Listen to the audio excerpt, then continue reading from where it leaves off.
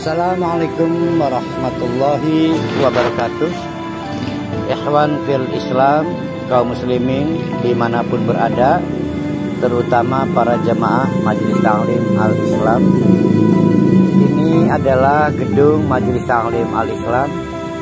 Alhamdulillah berada di areal seluas 2000 meter. Gedung ini sehari-hari digunakan untuk kegiatan ta'lim, terutama kajian tadabbur Al-Quran. Kita berharap pada tanggal 1 Ramadan nanti gedung ini sudah memiliki atap. Oleh karena itu, para ikhwan fil Islam yang ingin berkontribusi pada pekerjaan atap gedung ini, silakan menghubungi nomor-nomor yang akan dipublikasikan oleh kami.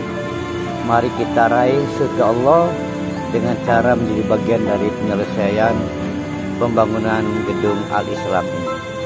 Terima kasih, jazakumullah khairan katsiran. Assalamualaikum warahmatullahi wabarakatuh.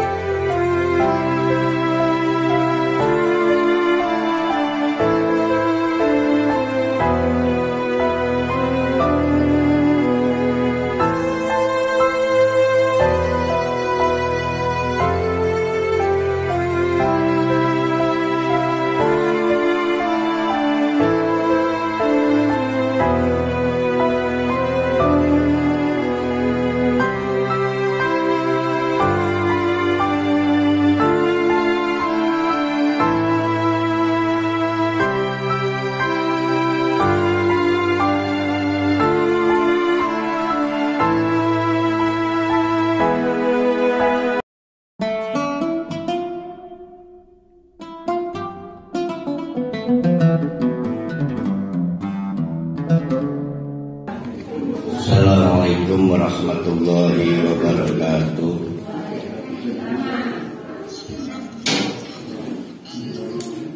Alhamdulillahi rabbil alamin. Nahmaduhu wa nasta'inuhu wa nastaghfiruh.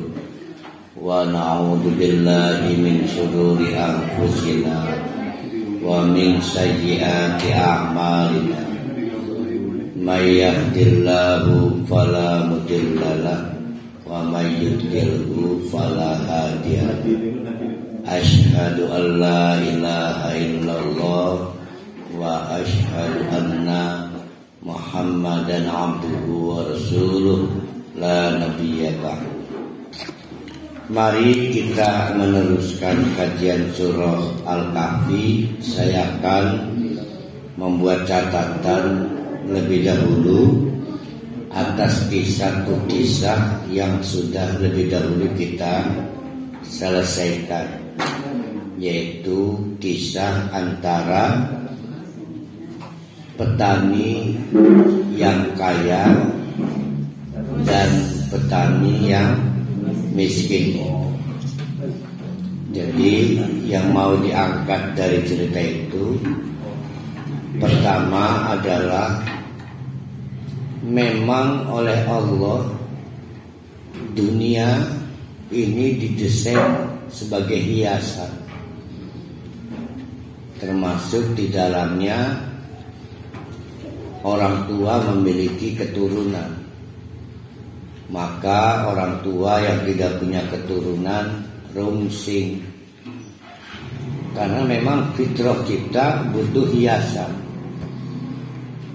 Tidak ada satupun, termasuk para khali, gelem gegembelan, butuh hiasan. Bahkan sampai taraf tertentu parfum, wewangian. Bahkan Pak Dian nunggu ali-ali, ali-ali cincin, itu memang hiasan. Jadi Nah, dunia juga termasuk di dalamnya anak-anak itu memang oleh Allah didesain sebagai hiasan. Untuk apa? Agar kita senang. Nah, senang itu fitrah. Ya, senang itu fitrah. Fitrah itu gampangannya makanya. Moral dasar itu fitrah. Contoh, kita nggak senang ditipu kan, maka kita senang orang jujur. Senang pada kejujuran itu fitrah atau moral dasar. Maka tidak ada orang yang mau ditipu. Kendati pun kita itu kadang-kadang nakal, ditipu gelem, nipu gelem. Itu soal lain. Yang paling dasar adalah kita senang pada kejujuran. Kita kadang-kadang mengalami kesulitan, maka berak karena ditolong, bahkan ngelamun mandekayan sing nulung. Nah, menolong itu moral dasar, itu fitrah. Ya, walaupun kadang-kadang kita nakal, pengen ditulung, nulung mulu. Anak uang berbagi. Mandekaya lama kita di ya. Nah, itu fitrah, moral dasar. Moral dasar kita itu berbagi. Sama dengan yang tadi. Moral dasar kita itu senang pada hal-hal yang indah. Maka rasanya nggak adalah orang gelem tinggal di suatu kamar atau ruangan atau rumah sing acak-acakan piring, kelan kelambi nyampur. Walaupun kadang-kadang kita nakal, males bebersih tapi pengen bersih. Tuh ya, itu soal lain. Jadi senang pada yang indah itu moral dasar, fitrah. Nah, Allah mendesain dunia juga termasuk di dalamnya keturunan. Itu memenuhi moral dasar kita, digawe indah, sesuatu yang indah. Nah, tetapi setan telah memperdaya kita. Bukannya kita senang, malah lebih jauh dari senang, yaitu terpukau, tertambat hatinya, sehingga yang kudunya ning pontang.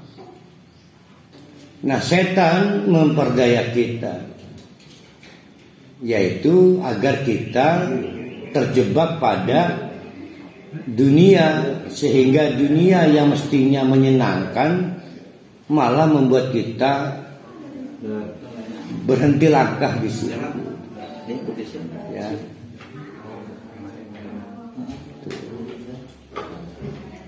Termasuk keturunan dan lain sebagainya.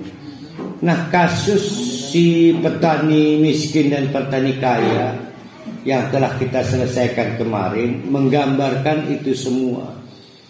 Jadi obsesif pada dunia, apa-apa dihitung dunia.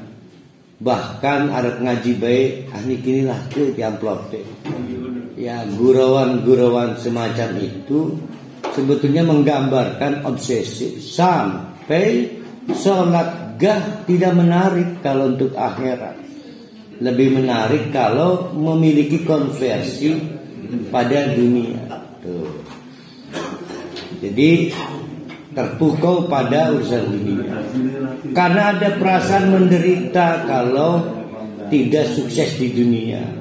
Ukurannya sederhana, pangkat, mobil lebih bagus dari wong liya, lamun motor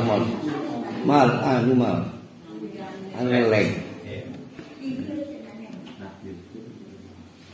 Lamun motor lebih bagus. Akhirnya si petani kaya juga mempersoalkan itu. Dia merasa bangga. Kecelakaannya menjadi titik penting di dalam Al-Quran surat Al-Kahfi itu ketika membuat ukuran bahwa kalau kaya di dunia itu berpotensi beres urusan di akhirat. Ya, beres urusan di akhirat. Karena tolak ukurnya sederhana, para wali. Sering ada orang kaya memberi nasihat pada orang miskin. Salah tiga jadi dandani. Karena dia merasa kaya itu karena sholatnya beres. Ya kan gitu kan? Bahkan orang kaya itu lebih jauh menasihati. Tiru amalan kita. Selawat 1001 setiap hari. Karena dia merasa sukses story-nya dengan selawat itu. Wah, keren lah. Jadi sampai di situ rusak. Maka diingatkan oleh petani miskin itu, silahkan kamu merasa aset kamu lebih banyak, tapi saya yang penting punya garansi aman di akhirat. Nah, mulailah dia mengolok-olok si petani miskin, kepikiran akhirat, kan kurang lebih begitu ceritanya ya. Nah, itu namanya hujuan. Nanti karena ada kaitan ini dengan berikutnya. Jadi yang bikin busuknya mana ya?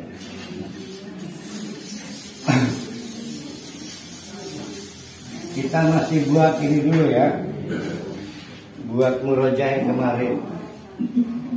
Yang dilakukan petani kaya itu pada petani miskin. Ketika petani miskin memberi nasihat, ngerti dunia ini terlalu cepat, sebentar kamu akan mati. Tapi apa jawabnya? Yang pertama namanya istihza.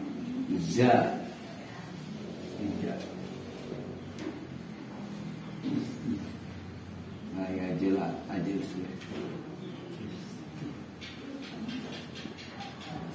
al-istihza. Apa bahasa anunya? Mengolok-olok kenapa bahasa kita nih? Bully. Iya. Olok-olok. Gawe gurauan. Hah?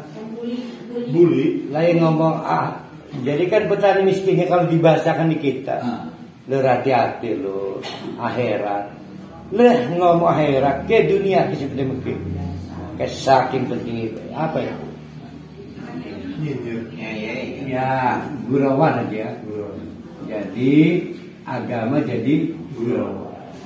Itu yang pertama ya. Nanti akan ada kaitan di ayat berikutnya. Nah, akhirnya kata dia, andai kata pun saya harus ke akhirat, kematian menjemput saya, rasanya wong kaya kita mual bakal neraka. Nah, itu mentaliti orang kaya ya. Apa itu artinya? Nah, bagus. Jadi sering ada perasaan begini, ini penyakit kita.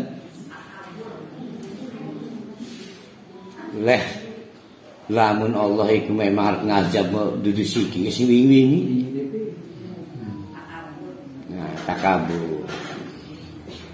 Jadi ada dua penyakit yang kita anggap ini takabur aja ya.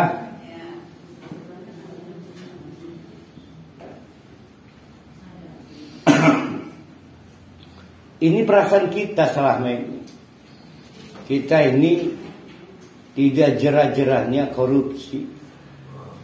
Sebetulnya takut kena kualat dan azab.